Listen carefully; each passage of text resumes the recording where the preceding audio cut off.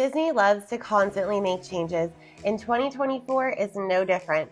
Disney World kicked off the year with a ton of new changes, and more will be coming as we make our way through the year.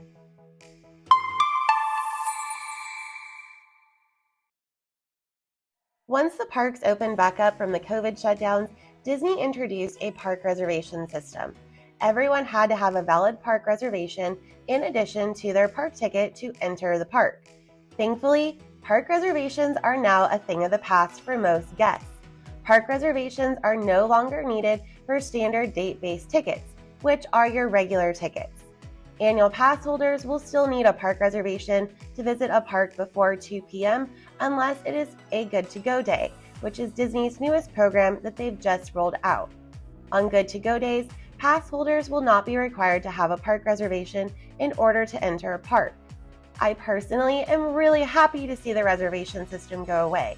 It added another layer of complicated onto what most people already found complicated enough. So I think this is a great change that couldn't have happened soon enough. As a pass holder though, I honestly don't really see the point in the reservation system lingering on for pass holders, so here's hoping that that will become a thing of the past in the near future as well. Another change that took place after the shutdowns was the park hopping restriction. Guests who had a park hopper ticket or an annual pass could not hop into another park until 2 p.m. or after. This restriction has been lifted and all-day park hopping is back. Guests with a park hopper or an annual pass can now hop to any park of their choosing at whatever time they would like. In response to this change, the Disney buses will now start running in between the parks starting at 10 a.m. I personally hated the park hopping restriction for two main reasons. One, I often prefer to hop out of my starting park to have lunch at a different park. I'm an Epcot girl, and I love the festivals. So I prefer to make my way over to Epcot to start enjoying the festival food for lunch before taking my afternoon break. And now I finally can. The second reason was the 1 p.m. virtual queues. So speaking of virtual queues, the elimination of park reservations and park hopping restrictions is now going to also have an effect on the virtual queues. For anyone who isn't familiar, a virtual queue is used for a very high demand and usually newer attraction. The only way to ride an attraction with a virtual queue is to obtain a boarding group through the virtual queue or purchase an individual lightning lane. You cannot join the standby line without a boarding group from the virtual queue. Currently, there are two rides that utilize a virtual queue in Disney World: Tron in Magic Kingdom and Guardians of the Galaxy Cosmic Rewind in Epcot. There are 2 chances per day to secure a boarding group through the virtual queue. The first chance is at 7 a.m., which you don't need to be in the park to get, but you did used to have a park reservation for that park.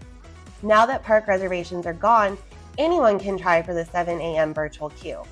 In order to join the 1 p.m. virtual queue, you must still physically be scanned in to the park that you are trying to get the virtual queue for. So for example, if I was trying to join the virtual queue for Guardians, I would need to be in Epcot at 1 p.m.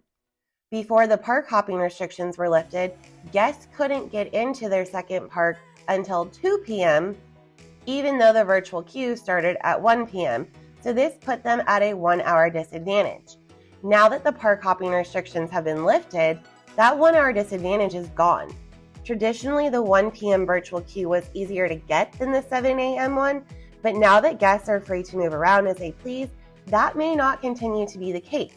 It will be really interesting to see if this changes how easy or how difficult securing a virtual queue spot will be. Disney has not said anything specifically about removing the virtual queue for Guardians of the Galaxy Cosmic Rewind, but I'm hoping that will be a change we end up seeing in 2024. Guardians has been on a virtual queue since it first opened back the end of May of 2022, so it is coming up on 2 years of being on a virtual queue, which is kind of a long time. The only other virtual queue that we saw stick around for this long was for Rise of the Resistance. It was on a virtual queue for almost 2 years, and it was only right before Remy's Ratatouille Adventure was opening up with its own virtual queue that the virtual queue for Rise of the Resistance was finally dropped. So is Disney just waiting for their next big new attraction to open before Guardians will lose its virtual queue? Or will the clock finally just run out and it will go away on its own? We're gonna have to wait to find out. Another big change that guests haven't seen since before the COVID shutdowns is the return of the Disney dining plan. This can only be purchased as part of a Disney resort package, and it essentially is a way for people to prepay for all of their meals and snacks while on vacation. Disney has simplified the plan into two choices: the quick service plan or the Disney dining plan. The start of this year is also the start of many closures, and more will be coming.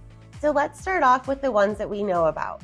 January is notorious for refurbishment schedules, so it's not surprising to see many of these.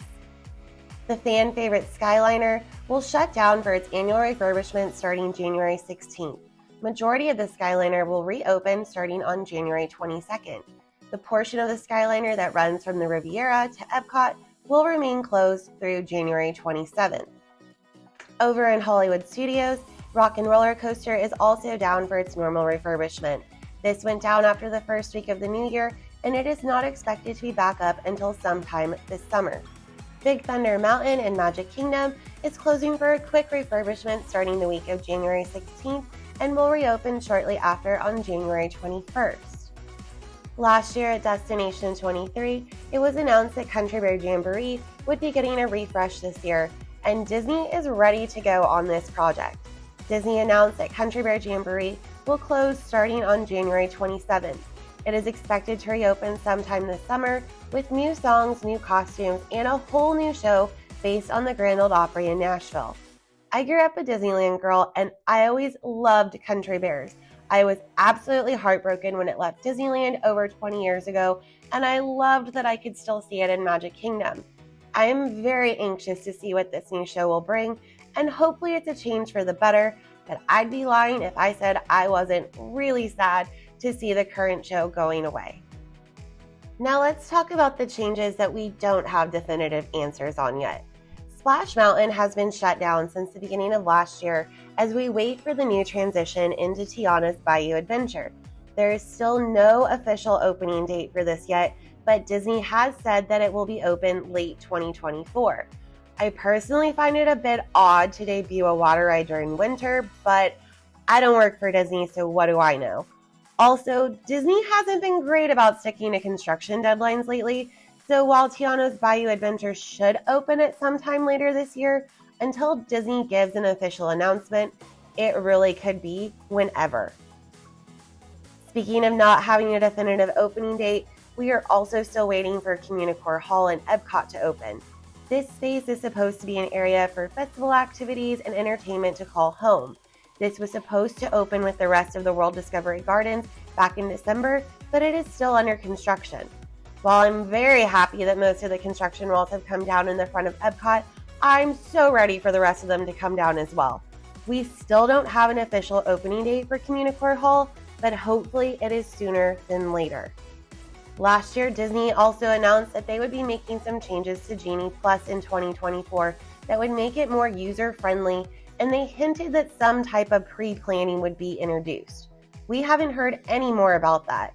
So will we see Genie Plus share some commonalities with the old FastPass system that allowed guests to reserve a couple rides months in advance?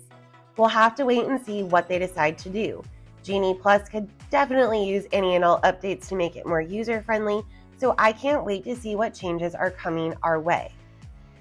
When the announcement was made at Destination 23 last year about Country Bear Jamboree getting a refresh, it was also mentioned that Dinoland and Animal Kingdom and Test Track in Epcot would also be getting a refresh.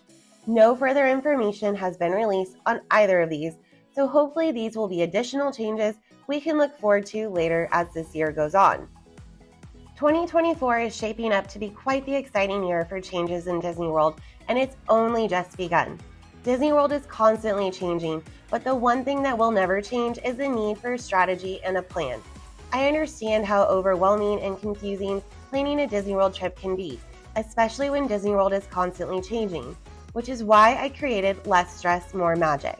If you are ready to say goodbye to long lines, wasting time, and spending countless hours researching, then you need my Disney Parks Planning Guide. I've compiled everything you need to know into one easy-to-read guide to help you plan your park days out just like a pro and experience the Disney parks with less stress and more magic. The link to my shop is down in the description below. I hope you enjoyed this video and are just excited about all of the new changes as I am. If you found this video helpful, please do me a favor and hit that like button. I'll see y'all next week.